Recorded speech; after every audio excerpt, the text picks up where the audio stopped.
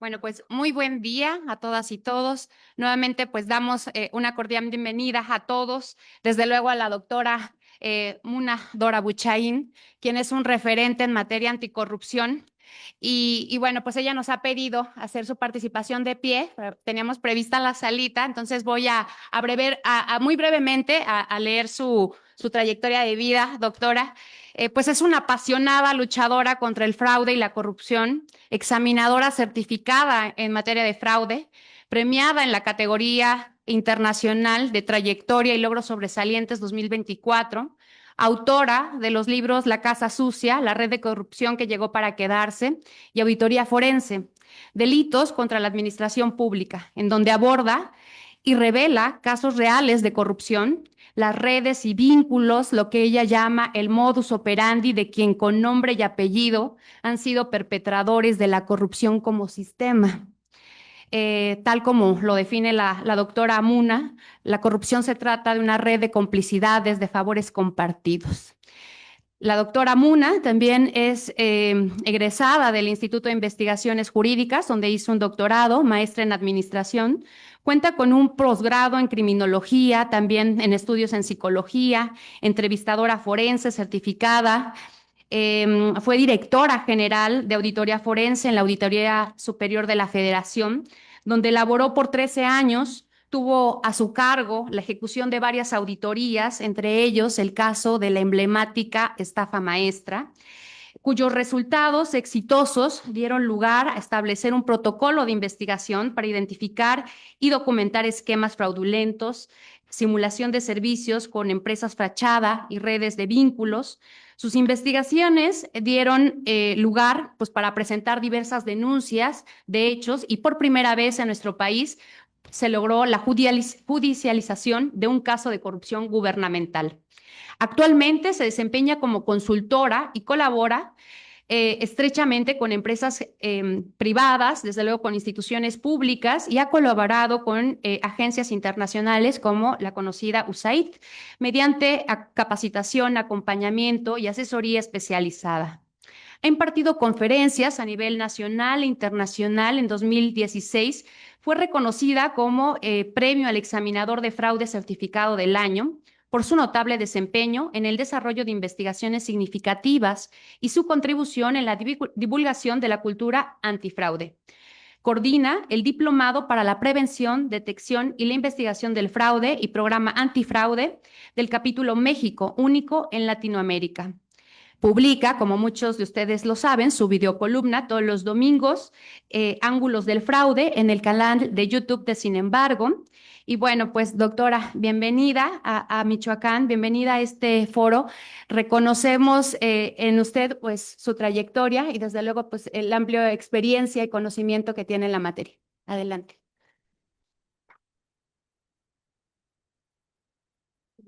Prefiere que sea se lo van a pasar. ¿Sí? Sí. Ok. Pues muy buenos días a todos. Agradezco la invitación que me ha hecho el CCEA, nuestra Miriam. Es un gusto siempre hablar de estos temas, sobre todo porque me ha tocado vivir en la historia que me ha acompañado, ser Contralora General de Chiapas. Estuve a cargo de una gerencia regional de Banrural en la época en que se trataba ya de dignificar, porque antes le llamaban Banrobar. Muchos no se acordarán, pero otros sí. Temas de subsidios, o sea, me ha tocado estar dentro, fuera, viendo municipios, revisando municipios, y en la federación, pues con mayor expertise, viendo todo lo que tiene que ver con la auditoría forense y los recursos federales. Y por supuesto que en este entorno, todo lo que tiene que ver con corrupción. Y este foro atraviesa en un eje transversal todos estos puntos y que sirva de reflexión para todos. Me dicen que van a pasar, no tienen no, ¿verdad? El apuntador. Sí, me hace favor para. Bueno, transparencia y corrupción, ¿hacia dónde vamos? Si me pones la mía antes, déjame presumir, porque según las nuevas técnicas de bienestar emocional, porque también soy psicóloga clínica, quiero que sepan. Me acabo de titular, aunque me tardé un poco porque como llevo 8 años perseguida, privilegié estar contestando demandas. Tuve un premio hace un año, en noviembre, y me da mucho gusto internacional, no de lo que se premian aquí en México entre uno y el otro, ¿no? Porque ya ve que aquí les dan por darse premios. Afortunadamente de la UNOP, que es el tema de las Naciones Unidas contra la corrupción y ROLAC, y lo presumo, aparte de que es mi abrazo de qué bien hecho las cosas, el bienestar emocional, porque hacer bien las cosas premia. Y eso es algo que quiero yo invitarlos, porque todos ustedes pueden hacer bien las cosas y tener en esta cuestión un gusto, una satisfacción personal. Entonces, la que sigue, por favor. Hablando del tema que nos trae aquí, pues, las reformas constitucionales, yo creo que defender la democracia, defender las reformas en sí no es suficiente. Eso es, muchas gracias. Eso es más demagogia, más bla, bla, bla, bla, porque la historia nos ha demostrado que cuando quieren acabar con instituciones, las acaban. Los buenos, los malos, los feos, el que sea, porque finalmente son el mismo grupo político que ha dominado este país por años. La política está por encima de lo técnico y esto pues podemos irlo reformando cuando de veras se quieran hacer las cosas a partir de los espacios menores, desde las comunidades, localidades, municipios, estados, federación, pero bueno. ¿Por qué digo que no es suficiente? Porque si fuera suficiente no estuviéramos como estamos hoy, tuviéramos un país mejor, no hubiera la inseguridad que tenemos, los dilemas en los que vivimos regularmente. Y esta erosión institucional ha sido gradual, no ha sido responsabilidad de este o del anterior sexenio, no, ha sido gradual por años, en donde esta erosión implica la intromisión de la deshonestidad, la contratación o la asignación o designación de personas corruptas, donde se han dado poderes a entes fácticos, eh, dijéramos, sindicatos, grupos políticos que han acabado con los recursos públicos, que los han desviado y que no dan cuentas, hablando de las reformas constitucionales. ¿Por qué digo también que defender la democracia no es suficiente? Porque hoy todos los que lloran de alguna manera, yo la verdad no lo lloro, digo lamento una parte, pero también veo la otra porque me tocó padecer que desaparecieron las entidades de transparencia. Quizás tendríamos que preguntar, ¿realmente eran eficientes y hacían lo que tenían que hacer para que hubiese transparencia? Porque yo recuerdo que los últimos 8 años de este país ha sido lo más opaco en materia de información y de transparencia, lo cual implica pues que no funcionaban, ¿no? Porque si funcionaran no hubiera sido opaco. Entonces, esta erosión institucional gradual también tiene que ver con esta captura de las instituciones, pero no de ahorita. Es una captura que se autogeneró o que eh, se decidió o lo hicieron los partidos políticos. De ahí viene la desgracia de este país, de los partidos políticos que en cada institución y en cada tema donde hay que nombrar consejeros, donde hay que nombrar funcionarios de nivel, pues se reparten la cartera para tener personas dentro muy bien pagadas y todas las familias que puedan. Esa captura de instituciones no solamente ha sido tema de lo que es la transparencia y rendición de cuentas, ha sido en la Auditoría Superior de la Federación, yo lo he dicho 8 años, allá está un libro que puede demostrar y que hoy en enero y febrero va a ser más vivo que nunca cuando venga el nuevo cambio del nuevo auditor o auditora. Eh, ¿Qué hicieron mal las instituciones? Pues sí, se han hecho mal. Y si no comenzamos a reflexionar qué hicieron mal las instituciones, pero no como instituciones, ¿verdad? Sino quienes las han conformado. Quienes las han conformado saben que tenían un favor que pagar, saben que alguien los colocó, elegían qué decir, qué no decir, se quedaban callados cuando había que hablar. Y bueno, eso ha sido una práctica que hoy sigue. O sea, es el que esté o no esté una institución de esa naturaleza, pues para mí no me quita el fondo que la opacidad sigue y que si quisiéramos realmente ser transparentes, no necesitaríamos una institución. Yo tendría que abrir el Internet y todo tendría que ser transparente, tendrían que ser públicas las licitaciones, las sesiones de las discusiones públicas. Bueno, no necesitaríamos esa ley. La ley se hizo para modernizarnos o entrar en las mejores prácticas mundiales que sirvió, por supuesto, abrió puertas, mejoró la efectividad de la democracia, pero ha sido un reparto de cargos y de encargos. Y en todos estos repartos de cargos y de encargos y en todo este dispendio de recursos, también tenemos que ver que se perdió de vista algo muy importante que se mencionó hoy al inicio, la justicia social, el humanismo, la humanización del poder. Si muchos de ustedes conocen, otros no, les platico los objetivos de desarrollo sostenible que se firmó en 2015, el convenio mundial en el que se apegaron la mayor parte de los países, en el cual se decidió los objetivos de desarrollo sostenible 2030. Fíjense, la idea era, y en aquella época yo recuerdo que dije, hijo, le falta un resto, 15 años, ¿no? Bueno, pues ya estamos a unos años, porque ya para mí es 2026, ya cuando vengamos es 2030. ¿Y qué ha pasado? Que estos objetivos de desarrollo no solamente no han caminado, se retrocedió. Estos objetivos de desarrollo sostenible que implicaba el apoyo de todos los países, de todos los gobiernos, de todas las actividades que se hicieran con los recursos públicos a fin de acabar con la pobreza, de una vida de hambre cero, de mejorar la salud, la educación, agua limpia, de calidad, paz, justicia, el medio ambiente, la equidad de género y respeto. Hace 15 largos años casi que se hicieron. ¿Qué ha pasado? Pues que todo retrocedió. Retrocedió porque no solamente hay mayor pobreza en el mundo, hay más hambre. Lo vemos si lo aterrizamos en nuestro país, como la educación y la salud han tenido una gran demeritación, la justicia, la corrupción encaminada, ¿no? Todo esto implica que el ejercicio público debería ser diseñado, ejecutado, presupuestado para lograr esto. Pero la realidad es que les ha preocupado a los gobernantes de este país. No, no les ha preocupado.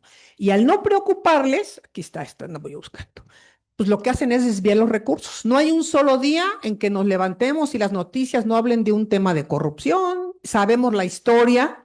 A mí me tocó revisar con el equipo a cargo en la Auditoría Superior de la Federación todo lo que tuvo que ver con la estafa maestra, algo de Odebrecht de alguna manera vinculado a Pemex, y todo lo que tiene que ver con Zagarpa, subsidios sociales. Aquí mismo en Michoacán, y hay una videocolumna que yo les recomiendo que escuchen, que es de la de Sin embargo, que se llama, la publiqué hace 2 semanas cuando el lamentable asesinato de Carlos Manso, que nos dolió a todos en el alma, y que se llama Barril sin fondo.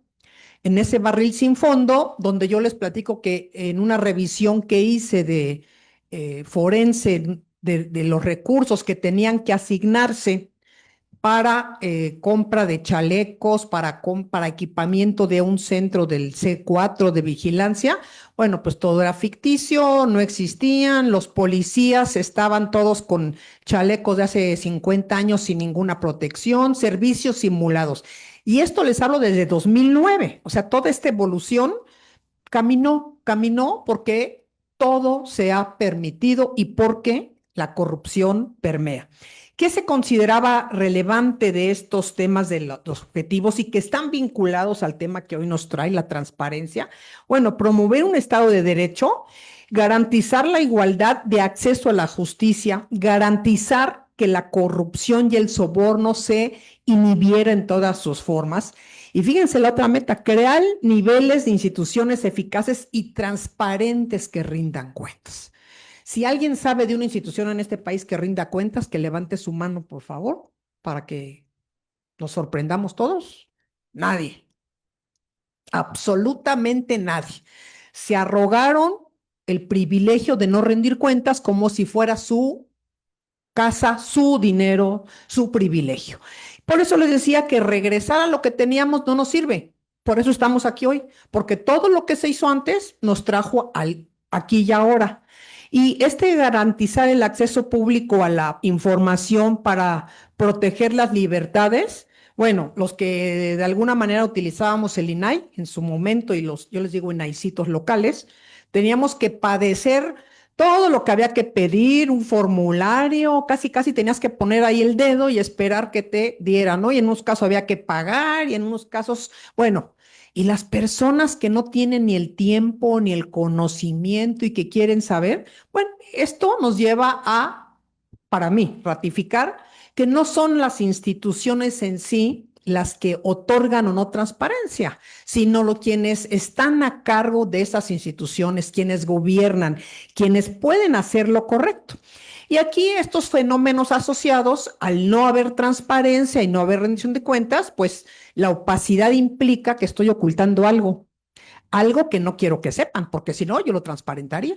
¿Qué ocultas? Bueno, pues actividades criminales que se han visibilizado y que han aumentado a lo largo de estos años, porque no solamente aumentó la opacidad, se redujo absolutamente la impartición de justicia, las fiscalías anticorrupción son inoperantes, las fiscalías también puedo decirles que hay una columna que se llama Fiscalías Apagadas. O sea, lo que yo vengo a decirles no es porque ayer votaron al fiscal ineficiente que teníamos, no, es porque ha facilitado la corrupción todo esto, desde a quién pongo en la cabeza, a quién nombro y el lavado de dinero, el tráfico ilícito, por ejemplo, Michoacán, maderas, todo lo que tiene que ver con los silvestre. Fíjense cómo todo esto impacta en estos objetivos de desarrollo. No hay salud porque hay captura de contratos públicos. ¿A quién le doy el contrato? Es mi compadre, tú, a ti te puse, a ti te toca, quiero que me contrates estas obras. Bueno, esto no solamente pasa aquí, pasa en todo el país. Pero aquí se ha visibilizado más porque fíjense cómo ha lacerado el corazón de este estado, cómo ya no puede uno salir a gusto, pero también déjense de eso, cómo los municipios no pueden salir adelante, no pueden salir adelante porque pues tienen carencias y las limitaciones también vienen que si no son acorde y obedientes a lo que hacen, ¿qué es lo que sucede? Que les aprietan el presupuesto, que no les otorgan dinero. Esto también tiene que ver con la impunidad. Esta es una de las columnas que les comento. Pero ¿qué otra cosa genera estas causas, esta dinámica de la corrupción? Bueno, la falta de transparencia, estoy escondiendo en qué decidí gastar. Estoy escondiendo contratos para que nadie se entere. Estoy escondiendo toda la información que tengo para que no sepan quién son mis cuates, que hay un conflicto de interés, que esta empresa fue generada. Escuché que hay notarios, qué bueno que hay notarios acá para que nos ayuden a concientizar. Lo he comentado incluso con el presidente nacional Ricardo Vargas, a quien es un colega muy metido y muy consciente de todo esto. ¿Cómo hay incentivos superiores a la honestidad? La fabricación de los contratos, la fabricación de estas empresas fachada, no van a publicarlas. Si ustedes ven el Compranet, nunca sirve. Yo he intentado buscar en Compranet y luego salen con que no deben subir estos contratos porque el Compranet establece que no van los contratos directos. Bueno, para cada petición de transparencia existe una respuesta inmediata para no hacer las cosas.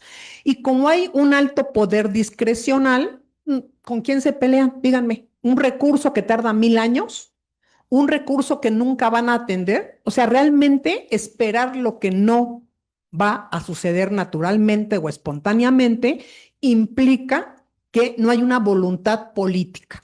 Y voluntad política entendido en el ámbito de las reformas y de estos retos es la renuncia real de quienes detentan el poder para manejar a las instituciones, para dejar de decirle a un secretario qué hacer y qué no hacer, para dejar de decirle a un magistrado, al Tribunal de Justicia del Estado, para dejar de decirle al auditor superior del Estado. O sea, esta sería la renuncia a la voluntad política de manejo y hacer las cosas correctas. Yo no creo que se vaya a dar por lo menos en 30 años. No, no lo creo. Lo digo con esa cabalidad que es y que la independencia real en la autonomía de gestión también es inexistente. Este bajo riesgo les genera a todas las personas que prefieran obedecer a los supremos, esconder la información, quedar bien con quien tienen que quedar bien y por supuesto que la falta de transparencia y controles hace que las personas pidan y pidan información y que se genere una cadena y voy a poner ahora un área que va a atenderlos. Yo no entiendo para qué generan y generan más áreas si el fondo de todo, aparte de que es todo un trajín estar testando y ver qué sí voy y qué voy a dar. Tardan años, ya cuando se da la información ya hasta pasó de moda. Todo esto y los controles implican que si quisiéramos hacer las cosas bien, sería publicar y quien no publique realmente tendría que iniciársele no solamente un procedimiento administrativo, que son eternos y que nunca llegan a nada, sino realmente una sanción inmediata. Complicidades entre actores políticos, económicos y criminales. ¿En qué momento esa raya se difumina? Pues ya ni lo sabemos. Ya ni lo sabemos porque hay una concatenación en muchos casos, en muchas áreas, y estas complicidades llevan, por supuesto, a seguir escondiendo la información. Pero ¿qué debilidades les puedo yo compartir en materia de transparencia que viví, que constaté? Porque aparte de que auditábamos nosotros también al INAI, pues me tocó ser cliente del INAI, me tocó ver cómo estos años de su destrucción, yo digo que fue una autodestrucción finalmente, porque desde la plataforma, esta famosa plataforma que ha tenido miles de problemas, desde que se compró o se instaló o se contrató, ya traía problemas de corrupción. Fallaba, no quedó completa. Desde ahí, pues las contrataciones a cuates, el no expertos, el dinero. La independencia disfrazada. Cada uno de los consejeros, eran comisionados, era cuate de alguien que lo colocó, ¿no? Del presidente o presidenta de la Cámara en ese momento. Entonces uno respondía a Juanito Pérez, el otro a Juanita Bananas, el otro a Juanito López, el otro, y estaban en una independencia disfrazada porque cada quien se sentía dueño y señor y los cotos de poder partidistas estaban muy claros. Esto se replicaba en los estados. Y perdónenme, pero no conozco tampoco un estado donde se haya nombrado realmente con autonomía a estas personas que estaban en esos cargos. Esta independencia disfrazada pues les servía muy bien y muy contentos porque quedaban bien con quien querían quedar bien y servían de te pego a este, pégale el otro, jálale, no digas esto.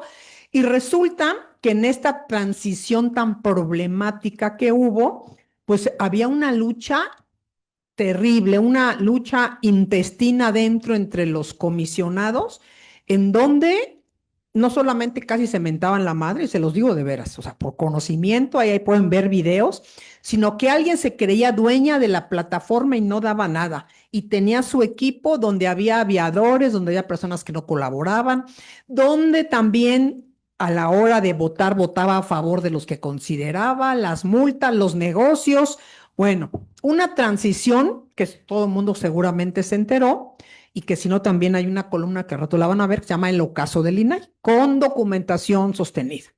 Onerosos y cooptados, puro viaje de placer. Yo creo que conocieron el mundo 3 veces.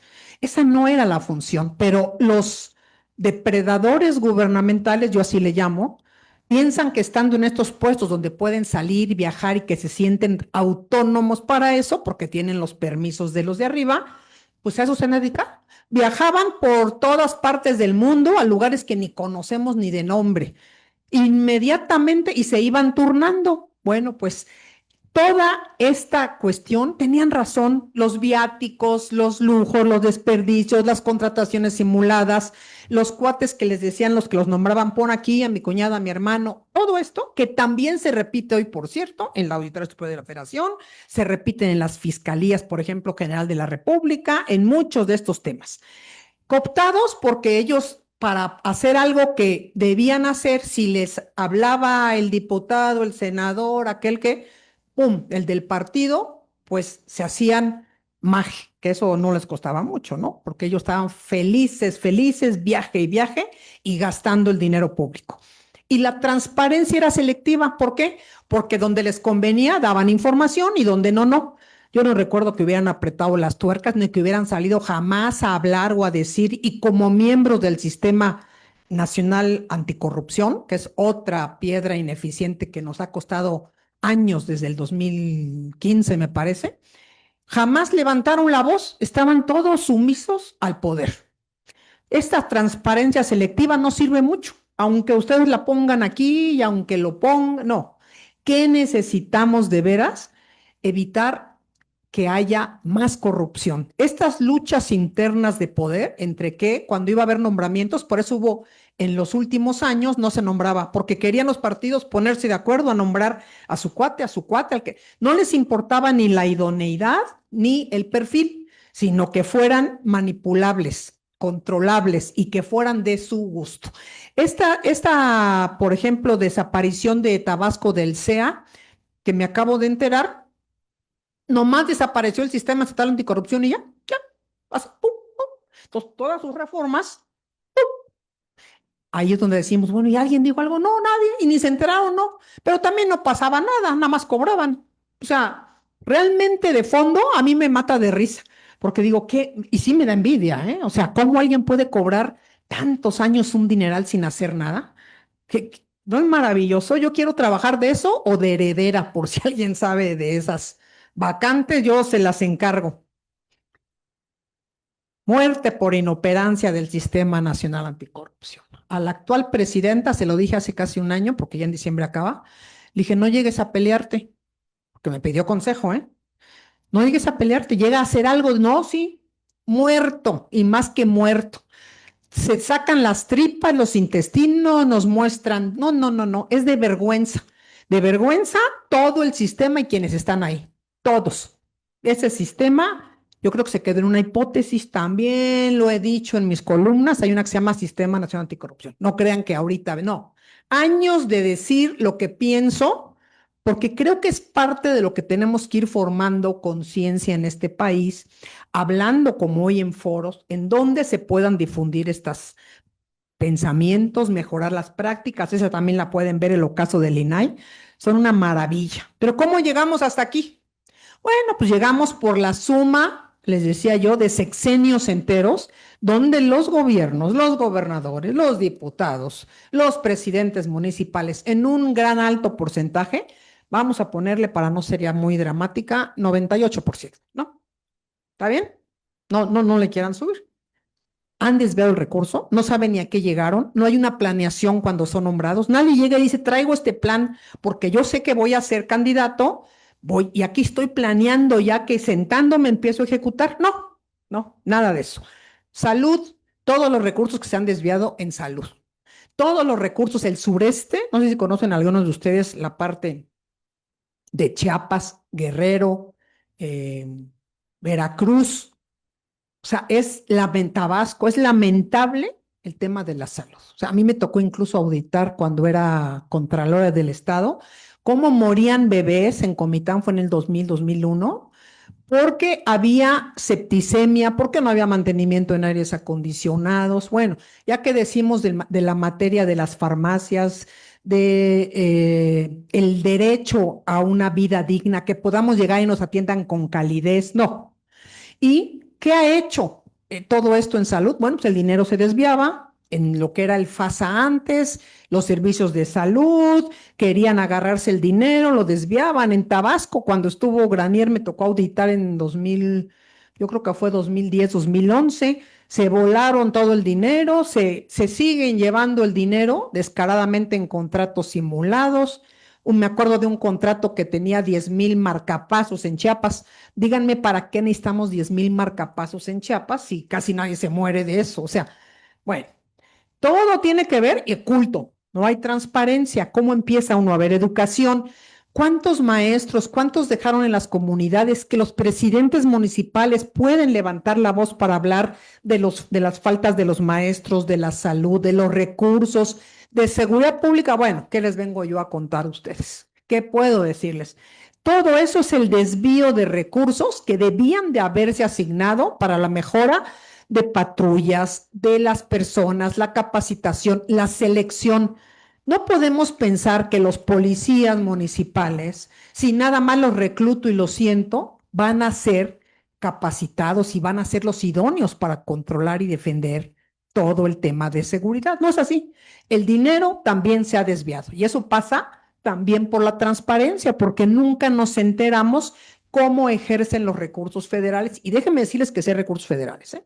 Y muchos. Si no se hubiera desviado el cúmulo de recursos públicos que se han robado hasta hoy, este país estaría completamente pavimentado y tendríamos un primer mundo realmente en materia de salud. Miles de millones, no solamente el presupuesto público, lo que tiene que ver con la industria petrolera, con cuando estábamos de veras en aquellos campos de petróleo, bueno, todo eso perdido. Limpieza, agua, drenaje, que sería lo que ayudaría a los objetivos de desarrollo, pues nadie le invierte en eso porque no se ve, porque nadie quiere ver esto. En limpieza hay negocios en los municipios, en la Ciudad de México las alcaldías le cobran a los que traen el carrito y nosotros estamos pague y pague impuestos. El agua, imagínense la crisis de agua que hoy tenemos. Todo tiene que ver y pasa por la corrupción. Y las prioridades municipales y estatales, ¿cuáles han sido? Ustedes lo han vivido, yo lo he vivido, lo he auditado, lo he revisado, lo he revelado. Ahí también hay otra que se llama en los municipios y la corrupción. No, hombre, hay como 100,000 vistas, pero como 100,000 comentarios de todas las raterías en los municipios. Y esto es indigno. Indigno porque la gente no merecemos eso. Pero ¿de quién es responsabilidad? De quien coloca a estos candidatos, de quien los llega a que se pongan en ese cargo sin haber hecho ni la debida diligencia y mucho menos que sepan que son las personas idóneas y honestas que se necesitan. Y eso va para arriba y para abajo, ¿eh? O sea, todo esto, los municipios y la corrupción, todo esto tiene que ver. Pero bueno, ¿cuáles son las tipologías recurrentes que quisiéramos ver en transparencia? Yo recuerdo que cuando salí de la Auditoría Superior de la Federación, inmediatamente, porque yo sabía que iban por mí, lo van a ver en la Casa Sucia, porque me tocó revisar y auditar a este gobierno, que por cierto la mitad sigue hoy dentro del gobierno, ¿no? Que también lo he dicho, ¿cómo es posible que protejan a estos corruptos, que estén felices disfrutando de criterios de oportunidad con los millones robados, cuando dicen que no hay dinero, por ejemplo, para un estado como Michoacán, como Chiapas, como cuánta necesidad? Bueno, todos estas acciones, conductas indignantes, cohecho, peculado, desvío de recursos, enriquecimiento, diariamente sacan todas las casas, los carros, los lujos. Yo no sé qué sienten trayendo encima algo tan, tan, tan ostentoso. Debe ser una necesidad realmente de sentirse de la socialité europea. Pero todo esto es notorio y nadie hace nada. Si ustedes piden por transparencia la información de cuánto ganan y lo contrastan, cómo visten, cómo gastan y cómo usan, pues totalmente, no solamente entraría en desvío y uso indebido de recursos públicos, entraría en abuso de funciones, en peculado, en sobornos, se los aseguro que hay sobornos, ¿no? Cobran hasta por respirar. Este tema de tráfico de influencias, cómo se van intercambiando los contratos, los proveedores, para que no quede en mi empresa, pero eso yo te recomiendo, el personal, los servicios simulados y los pagos de facilitación. Los pagos de facilitación, que también fue otro de los escándalos últimos del INAI, a mí me encantaba porque era como estar así en el chisme, ¿no? Cuando alguien decía, también véanlo, está bien interesante, con pruebas sustentadas. Cuando alguien decía, no, es que quieren atacar a la federación, gracias, quieren atacar a la federación, quieren ellos hacer algo indebido, bueno, cuando empiezo a hacer el análisis de esta consejera, pues resulta que que se abrazaba con la federación, estaba en los palcos, tenía playeras, tenía esto, ¿cómo vas tú a sancionar a alguien que te da esos privilegios? Pero fíjense, ni siquiera lo notaba, ahí lo pueden ustedes ver. Y regreso al tema, les decía yo del libro, de cómo cuando existen todos estos hechos, lo que quieren es ocultar. El ocultar los contratos, el ocultar todas estas acciones que puedan revelar los negocios sucios, que puedan ser publicados, discutidos. Entonces de repente desaparecieron los expedientes de la Casa Blanca, desaparecieron los expedientes de muchos de la estafa maestra, desaparecieron, no recuerdo cuál fue el otro, todos desaparecen, ¿no? Se los tragan, yo creo. ¿Cuál fue el otro? Pues, todos. ¿Y quién dijo algo de los inaicitos de los Inay? Nada, todos calladitos porque la lana pues la paga el cargo y aquí es donde uno dice, realmente la ética individual de cada uno de nosotros debe ser esta, es lo que esperamos de quienes son servidores públicos, este comportamiento. ¿Cuáles son los riesgos de integridad? Bueno, pues los primeros en ámbitos de transparencia es que todo lo oculten, no haya información, nadie sabe en qué gastan el dinero público, pero que también esto implica que el dinero que tenía que asignarse a los rubros relevantes en los municipios, en los estados, en la federación, en todos estos ejes transversales, para apoyo a la mujer, a los niños, a los desayunos escolares, pues no llega y nadie se entera ni sabe, porque realmente somos un país que no solamente no estamos informados, sino que la educación también deja mucho que desear. Parece que hacen un favor en ir a las comunidades los maestros y que ni siquiera hay una actualización y una revisión permanente de sus programas. Estas decisiones y valores personales implican que cada uno de nosotros hagamos lo correcto. ¿En qué momento el sistema, el trabajo, todo nos llevó a hacer lo que pensamos que es lo mejor para simular, para encajar en un grupo de poder, el cual, aparte de que pues, no es como para andar presumiendo, ¿no? Pues a mí no me daría pena decir, ay, qué orgullo, estoy en esto. No, no, no. Hacer lo correcto en estas decisiones y valores personales implica que ustedes puedan llegar a casa con orgullo, con gusto, a compartir lo que aportaron en su país como funcionarios, qué hicieron, qué gusto les da, que difundan estas prácticas. No que lleguemos a decir, ¿qué crees? Me dieron una lana y nos vamos todos a Europa, mira, vamos a poder. No, no, eso no es, pero cómo lo disfrutan, ¿no? O sea, cómo disfrutan yendo en primera con nuestra lana, cómo disfrutan los hijos en escuelas impagables.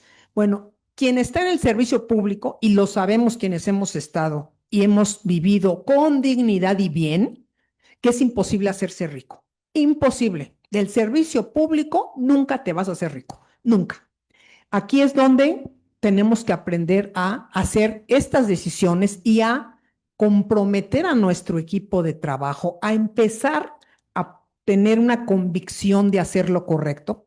Y hacer lo correcto empieza con que lo que está en mi ámbito de competencia lo voy a hacer público, lo voy a poner hacia la ciudadanía, voy a hacerlo mejor, voy a ser amable, voy a entender la vida de otro, voy a denunciar si veo algo.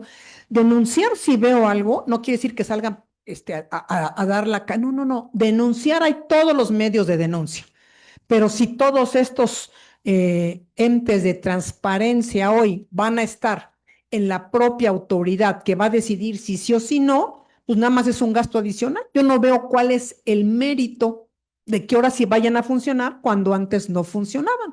Para mí, y puedo regresar en un año, dos, tres, y va a ser exactamente lo mismo que les voy a decir, como lo dije del Sistema Nacional Anticorrupción, inservible, porque los resultados hablan por sí mismos. La convicción de hacer lo correcto atraviesa por romper paradigmas y romper esta costumbre añeja de ser servil y sumiso. Es dignificar el servicio público, pero es una responsabilidad de cada uno de nosotros, pero también es colectiva. ¿Cómo voy impactando en mi familia, en mi comunidad, en mi entorno? en reuniones como estas? ¿Cómo dejo de hacer lo que todo el mundo hace y soy yo misma? Porque pues, son años y años en los que nos han llevado todos, esa es una realidad, a comportarnos de esta manera. ¿Cómo sería una participación que establece la ONU en materia de los sectores en un combate a la corrupción? Que les decía yo que finalmente en julio que hubo una reunión, la pregunta es, ¿qué le vamos a dejar como justicia intergeneracional a nuestros hijos, nietos, bisnietos? Fíjense qué bonita esta reflexión y que me encantó compartir con ellos porque digo, ¿qué vamos a dejarles? ¿Esto le queremos dejar? Cuando esté en nuestras manos reconstruir y hacer las cosas bien, formar profesionales, jóvenes, éticos y honestos y que no sean tentados por la corrupción y la deshonestidad que conforman realmente la mayor parte de los partidos políticos quienes lo integran. Los gobiernos, no solamente la promoción de estas legislaciones, como estos que ustedes intentan, para inhibir la corrupción, ¿no? Que quieren medidas para la transparencia, que la sociedad civil se involucre, que el sector privado también deje de estar corrompiendo, porque bueno, también el sector privado hace lo suyo, o sea, no todo es gobierno. ¿En qué momento van a hacerlo? Yo nunca he oído, nunca que alguien del sector privado se queje de que le pidieron una lana para darle un contrato en un municipio. Nunca. ¿Alguien ha oído algo? Se vuelven cómplices. Y todo se está cayendo al mes. O sea, ¿eso merecemos? Bueno, esta participación es un sueño guajiro, porque la sociedad civil, muchos podemos estar interesados, pero también muchas ONGs, con Marlene hemos compartido algunos en Sinaloa, tenemos esa conciencia, pero muchas no, muchas son también hechas a modo por partidos políticos para estar, sentarse y después obtener un cargo político. Así que el tema es el conflicto de interés que se puede generar al manipular también todas estas organizaciones. Finalmente, porque mi tiempo se acaba, yo les invito a todos a que conozcan nuestra organización. Hay información para prevención y detección de fraudes gratuito. Que lean, que nos informemos. Tenemos que estar informados. Hay webinars, hay todo lo que podemos ayudar a construir. El canal, sin embargo, también. Necesitamos un mundo mejor. Necesitamos realmente dejarles a nuestros hijos, a nuestros nietos, un país distinto al que los vio nacer. Y eso podemos irlo construyendo. No va a ser en 5 años y en 10, pero sí en 20, si se empieza desde hoy. Este libro, también para todos aquellos que están en el ámbito de la auditoría, de la investigación, de las fiscalías, de la administración de justicia, bueno, habla no solamente de lo que tiene que ver con corrupción, modus operandi, esquemas, cómo puedo ser un mejor investigador y cómo puedo yo en Contraloría hacer lo correcto. Les agradezco mucho su atención. Aquí dejo mis datos, información que pueda serles de utilidad y unidos contra el fraude. Muchas gracias.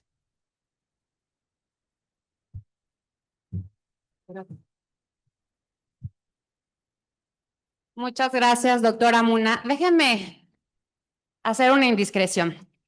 Cuando estábamos organizando este evento, pues la verdad es que nos costaba mucho trabajo porque ustedes saben todo lo que está pasando en el país y desde luego en la entidad para que ponentes nacionales, incluso internacionales, quisieran venir a Michoacán. Entre las muchas invitaciones que enviamos, pues una de ellas fue dirigida a la doctora Muna. Y puedo decirles, sin temor a equivocarme, que fue la primera que dijo, yo voy a Michoacán. Me parece que es un buen espacio pues, para discutir todos estos temas. Y todavía hace 2 días me preguntaba la doctora Muna que si había alguna restricción para hablar de estos temas. La verdad es que yo le decía, usted viene invitada en su carácter académica. Desde luego las personas convocantes somos personas servidoras públicas, como en su momento usted también lo fue en el estado de Chiapas, como nos lo compartió. Y, Y bueno, pues justamente creo que este es el espacio para escuchar posiciones diferentes. Si bien es cierto, el Sistema Nacional Anticorrupción desde su nacimiento ha sido fuertemente criticado. Doctora Muna, quiero decirle que desde Michoacán estamos dispuestos a escuchar, a dialogar y a escuchar posiciones que nos confronten. Como usted alguna vez lo dijo en alguna conferencia, que nos incomode, que nos pique lo que está sucediendo en el país, pero también hay personas excepcionales y diferentes. Y a mí me gustaría que se lleve, digamos, este espacio y este micrófono que sea abierto con toda la disposición a escuchar, incluso aquellos mensajes con los que no coincidimos, porque desde la Secretaría Ejecutiva del Sistema Estatal Anticorrupción justamente hemos buscado eso, encontrar diálogo, encontrar incomodidad para que juntos, como usted lo dijo, pues podamos combatir la corrupción. En ese sentido quiero reconocerle y por eso me permití este espacio para, pues para decir, digamos, parte del contexto y de por qué la doctora Muna está diciendo lo que está diciendo, porque se le invitó en su carácter de académica y desde luego porque en Michoacán estamos dispuestos a dialogar y porque solamente así se hace democracia, incomodándonos un poco y hay personas servidoras públicas que están trabajando y que quieren y desean hacer lo mejor para su país y para su entidad federativa. Muchas gracias, doctora Mona. Bienvenida siempre.